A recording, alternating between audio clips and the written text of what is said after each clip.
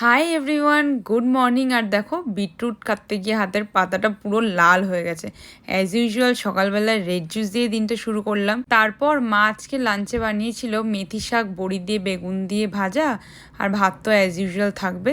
ছোট ছোট চিংড়ি মাছ দিয়ে পটল আলুর ঝোল, অ্যান্ড কালকের কাকলে মাছ আর আমুদা মাছ, আর ডিমের ঝোল।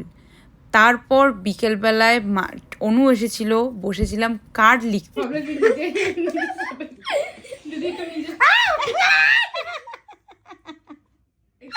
আমি লিটারালি পড়ে যাচ্ছিলাম এক্ষুনি।